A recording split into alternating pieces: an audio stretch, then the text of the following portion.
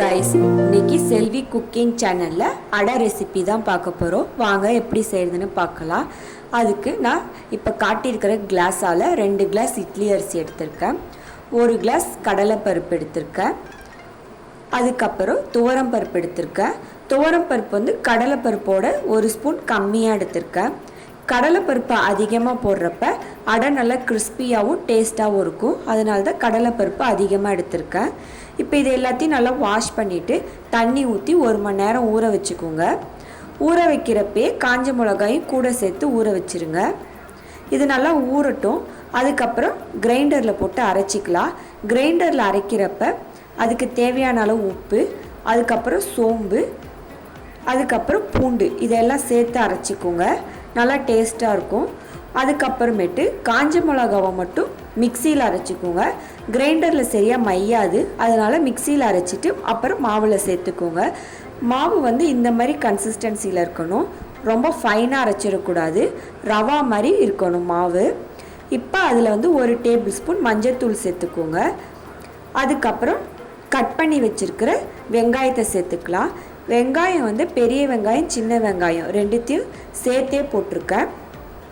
சேர்க்கறதுக்கு முன்னாடி இந்த மாதிரி பிசைஞ்சிக்கோங்க, ஏன்னா வந்து கட்டி கட்டியாக இருக்கும்ல வெங்காயம். இந்த மாதிரி பிசைகிறப்ப நல்லா மாவில் வந்து நல்லா மிக்ஸ் பண்ணுறப்ப ஈவனாக இருக்கும். அதனால் வெங்காயத்தை வந்து இந்த மாதிரி பிசைஞ்சிட்டு சேர்த்துக்கோங்க. அதுக்கப்புறம் கருவேப்பிலை சேர்த்துக்கோங்க.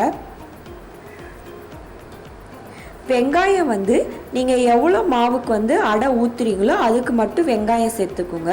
எல்லா மாவுலேயும் வெங்காயம் சேர்த்துறாதீங்க. கருவேப்பிலை சேர்த்துட்டு நல்லா கிண்டி விட்டுக்கோங்க.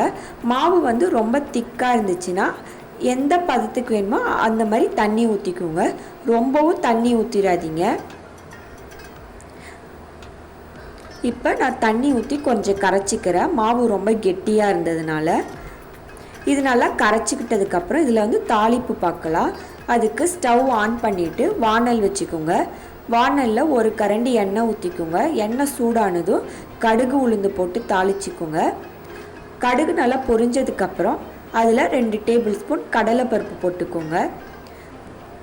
இந்த மாதிரி தாளித்து சாப்பிட்றப்ப நல்லா டேஸ்ட்டாகவும் இருக்கும், ட்ரை பண்ணி பாருங்கள். கடலைப்பருப்பு நல்லா வறுபடட்டும். வறுபட்டதுக்கப்புறம் ஸ்டவ் ஆஃப் பண்ணிவிட்டு மாவில் சேர்த்துக்கலாம். கொஞ்சம் ஸ்பைஸியாக இருந்தால் தான். அதேமாதிரி வந்து காஞ்ச மிளகா ரொம்ப கம்மி பண்ணிடாதீங்க. இப்போ தாளித்து இதில் கொட்டிட்டு நல்லா கலக்கி விட்டுக்கோங்க. அதுக்கப்புறம் தோசைக்கல்லில் ஊற்றிக்கலாம். ஸ்டவ் ஆன் பண்ணிவிட்டு தோசைக்கல் போட்டுட்டு அதில் வந்து மாவு இந்த மாதிரி ஊற்றிக்கோங்க. நல்லா மெலிசாக தேய்ச்சிக்கோங்க. அடை ஊற்றிட்டு எண்ணெய் நிறையா ஊற்றணும், அப்போ தான் வந்து அடை சாப்பிட்றதுக்கு டேஸ்ட்டாக இருக்கும்.